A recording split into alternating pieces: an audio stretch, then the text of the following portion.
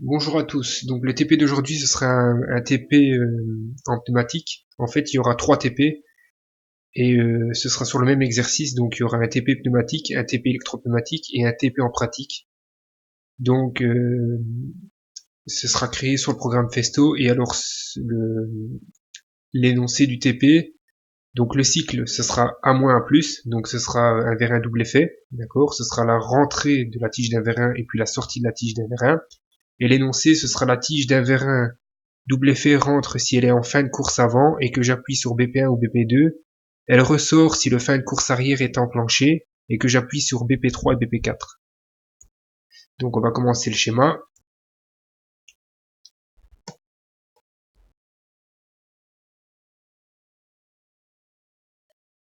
Alors on va prendre donc deux sources d'air, d'accord. On va prendre un compresseur, une unité de conditionnement, un vérin double effet, un distributeur 5.2 pour la puissance, une échelle de détection de fin de course, et on va prendre 6 distributeurs 3.2. Donc il y en aura deux pour la sortie du vérin et deux pour la rentrée. Et il y aura deux autres distributeurs 3.2 pour les commandes de fin de course. Voilà. Alors maintenant, on va donc renommer tous ces composants. Ah ouais, aussi j'ai oublié de prendre aussi un sélecteur et un sélecteur OU. Voilà. Donc maintenant, on peut déjà commencer donc à renommer tout ce petit monde ici. Donc ces distributeurs ici, 3.2 ici, les quatre premiers. Donc on va en mettre, on va leur adjoindre des commandes par bout poussoir et rappel par ressort sur les deux premiers. Donc on met des commandes par bout poussoir, rappel par ressort.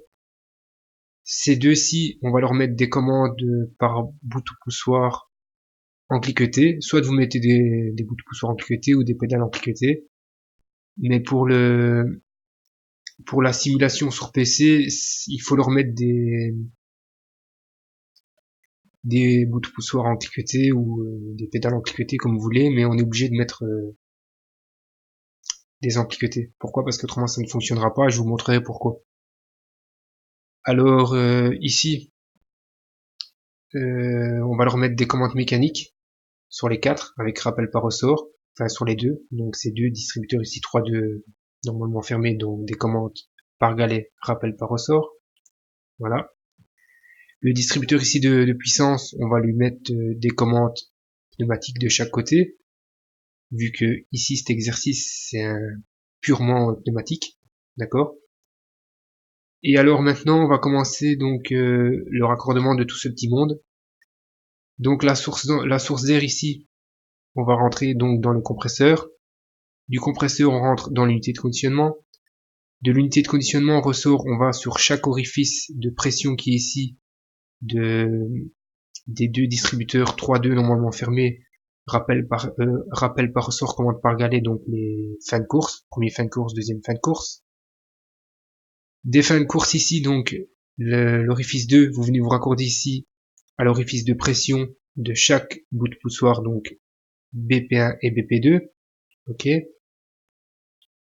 Vous faites pareil pour le deuxième fin de course ici, donc BP3 et BP4. Alors après, c'est le distributeur ici, donc de commande BP1, BP2, vous venez vous raccorder ici au sélecteur OU, à chaque entrée du sélecteur OU. Du sélecteur OU ici, sa sortie, on vient se raccorder à la commande 14. On fait pareil pour le sélecteur E qui est ici, donc on vient se raccorder sur chaque entrée ici, donc orifice numéro 2, d'accord, donc BP4 et BP5 au sélecteur E qui est là. La sortie du sélecteur E, vous venez vous raccorder ici en commande numéro 12 du distributeur 5.2, donc distributeur de puissance. On va bouger ça un peu. Alors, la source en air qui est ici, vous venez vous raccorder là. À l'entrée numéro 1, donc du distributeur 5.2 qui est ici. Et comme moi j'ai demandé que la tige devait déjà être sortie, eh bien on va faire une petite modification, c'est-à-dire au lieu de venir se raccorder l'orifice 4 côté fond, l'orifice 2 côté avant, et bien là on va croiser en fait, c'est-à-dire l'orifice 4 on va venir se raccorder à l'orifice 2, l'orifice l'orifice 4 ici on va se mettre à la chambre côté avant du vérin, et donc l'orifice 2 à la chambre côté fond, d'accord, du vérin. Donc comme ça à ce moment-là, si vous regardez le cheminement de l'air, l'air va passer directement via cette flèche-ci, via ce flexible, va arriver côté fond et la tige du vérin sera déjà sortie. D'accord? Vu que ce que moi j'ai demandé, c'est que la tige soit déjà sortie et quand je vais appuyer sur soit BP1 ou BP2, ben la tige va rentrer et quand je vais appuyer sur BP4 et BP5, donc les deux en même temps, simultanément, la tige va ressortir. Donc maintenant on va renommer la détection de fin de course qui est ici. Donc là ce sera SA0. Donc début 0, fin 0. Et l'autre, ce sera SA1. Donc allez, SA1.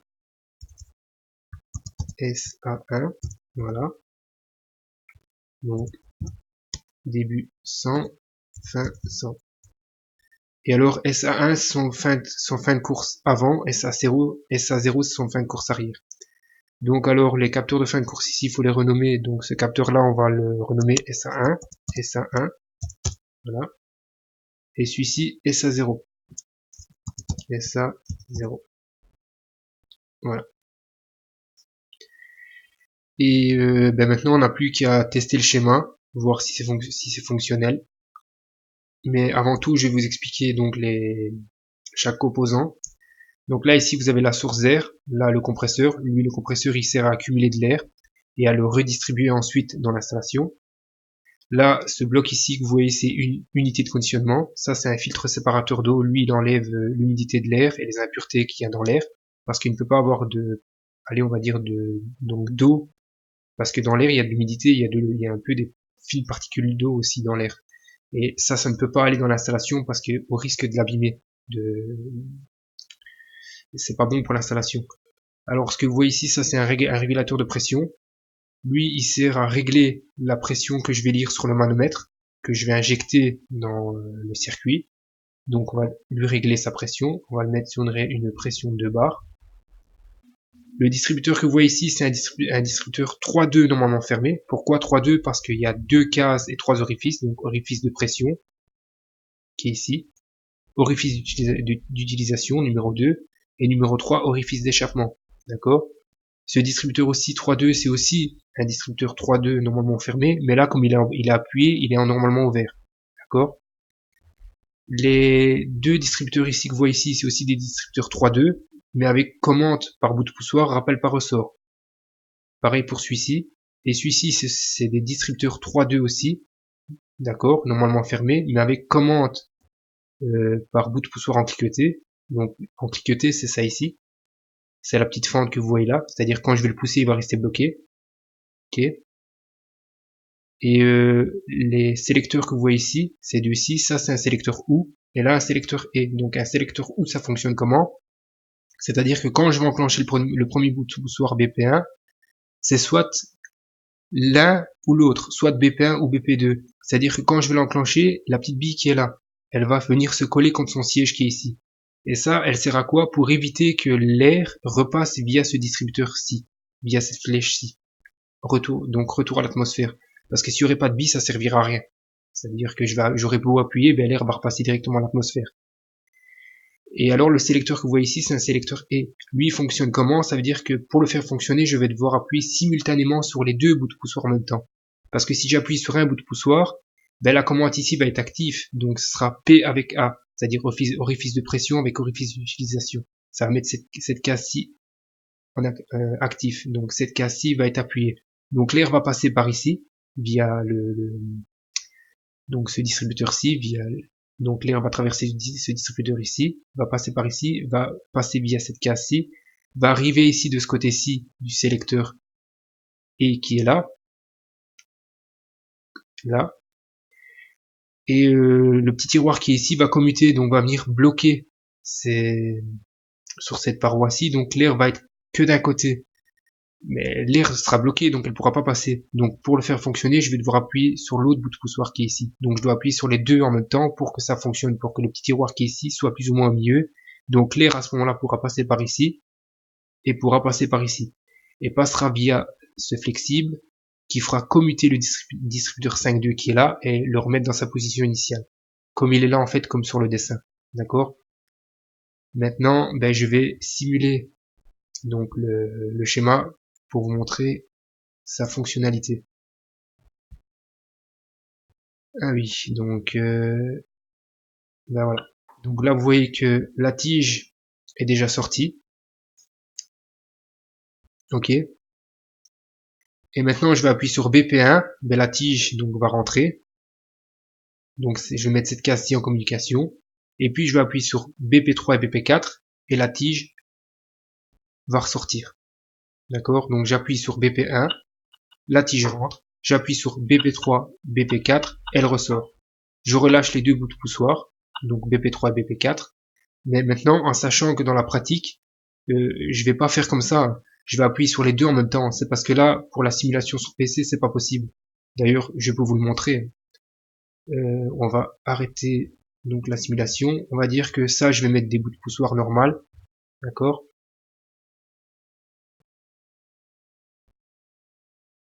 Et je vais vous montrer que ça fonctionne pas. Donc, on fait exécuter, démarrer. Donc là, la tige est sortie. J'appuie sur BP1, elle rentre.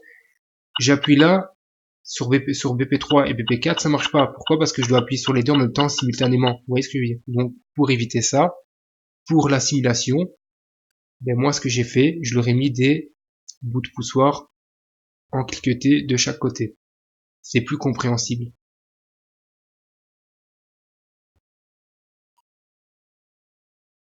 Voilà. Donc on recommence la simulation.